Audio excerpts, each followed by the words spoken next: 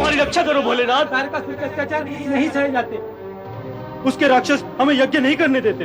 हम तब जब और यज्ञ नहीं कर सकते हैं महाप्रभु। हे भोलेनाथ, तारकासुर और उसके राक्षसों ने सब कुछ नष्ट कर दिया है। हमारी रक्षा करें भोलेश्वर।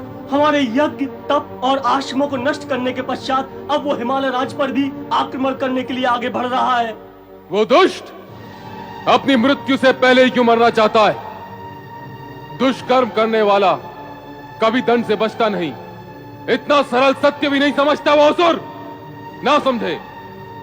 यदि वो ऋषि मुनियों के स्थान हिमालय राज्य को नष्ट कर देना चाहता है तो हम उसके समझ ना समझ की स्थली उसके तन को नष्ट कर डालेंगे। हर हर महादेव, हर हर महादेव। भगवान भोलेनाथ की जय हो। नारद, हम तुमसे चर्चा लौट कर करेंगे। इस समय हम तारकासुर का वध करने जा रहे हैं। महादेव, ये कार्य आपका नहीं है। तो फिर क्या ये कार्य तुम्हारा है? शिव शिव शिव शिव शिव शिव शिव शिव। भोलेनाथ, नारद और वध दोनों विपरीत दिशाएं हैं। यदि नारद किसी का वध कर सकता था तो ये ऋषिगण पीड़ित हो सकते थे। यदि नारद किसी का वध कर सकता था भोलेनाथ, तो क्या तारकासुर का अत्याचार इस जगत पर हो पाता? भोलेनाथ, नारद मात्र किसी को वध करने के लिए प्रोत्साहित कर सकता है, प्रेरित कर सकता है, वो भी लोक कल्याण के निमित्त। नारद तो स्वयं चींटी भी नहीं मार सकता। नारद, हमने कहा ना, यह अनावश्यक चर्चा का समय नहीं है। परंतु भोलेनाथ, ये समय आपके लिए अनावश्यक कार्य का भी तो नहीं है। यदि आप तारकासुर का वध करेंगे तो परमपिता ब्रह्मा जी के उस वरदान का क्या होगा जो उन्होंने तारकासुर को दिया था? तारकासुर का वध केवल आपके पुत्र के हाथों ही हो सकता है भगवान। पर नारद, हम इन ऋषियों की रक्षा करने तथा तारकासुर को हिमालय क्षेत्र से दूर रखने के लिए व्यवस्था तो करनी ही होगी। अवश्य अवश्य व्यवस्था तो करनी ही होगी।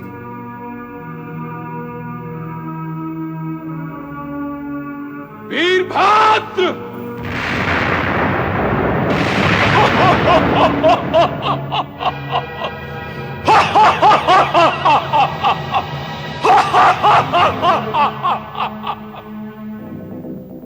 क्या आज्ञा है महारुद्र? वीरभद्र, तुम शिवगण को लेकर जाओ और तारकासुर को ऐसी शिक्षा देना कि वो ऋषि मुनियों और निर्दोष प्राणियों पर अपने अत्याचार बंद कर दे। पर सावधान, उसका वध नहीं करना, केवल उसको शिक्षा देना। जाओ, ऐसा ही होगा भूत भवन। हर हर महादेव, हर हर महादेव, हर हर महादेव।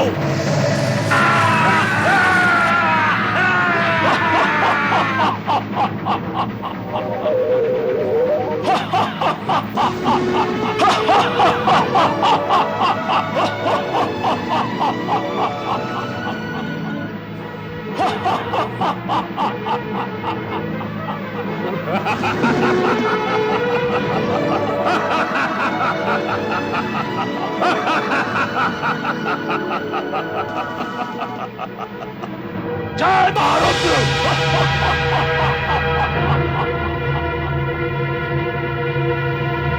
जय महारुद्र।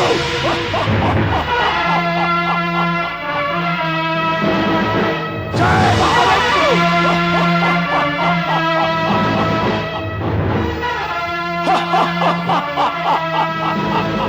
हर हर महादेव। ऋषि मुनियों पर अत्याचार करने वाले दुष्ट तारकासुर, मैं हूं तेरा काल। मैं पहुंचा देता हूं तुम्हें मृत्यु के घाट। आक्रमण हो।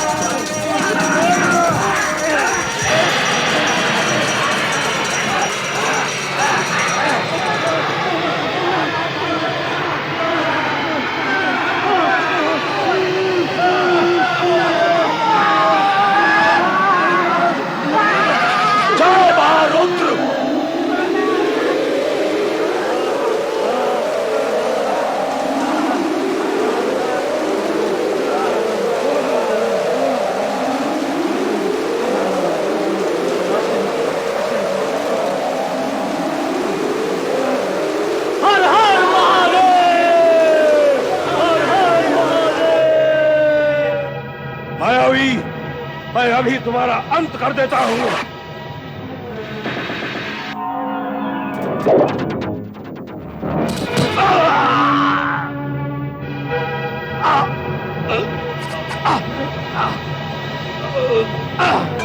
सावधान!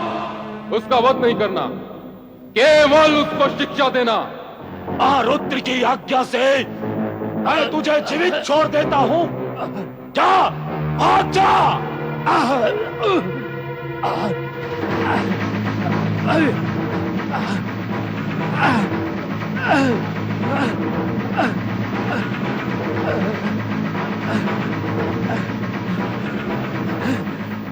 तारकासुर के अहंकार को खंडित कर वीरभद्र ने उसे हिमालय राज की सीमा त्याग कर पलायन के लिए बाध्य कर दिया। जनमानस इस सुखद समाचार से प्रसन्न और संतुष्ट हुआ। जया विजया तो ये शुभ समाचार सुनकर आनंद विभोर हो उठी। अरे क्या हुआ तुम दोनों को? हमें क्या होगा? जो होगा उसे होगा। किसे? उसे ही। और होगा क्या? हुआ। क्या होगा और हुआ का जाल फैला रखा है तुम दोनों ने। स्पष्ट बताती क्यों नहीं कि क्या बात है? बात ये है कि तारकासुर और उसके सैनिक राक्षस हिमालय राज्य में प्रवेश कर उपद्रव कर रहे थे और तब वीरभद्र और शिव गणों ने मिलकर तारकासुर की पिटाई कर डाली।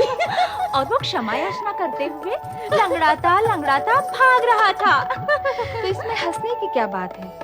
वो महाबली, दैत्यराज, शक्तिमान, बलवान लंगड़ाता भाग गया।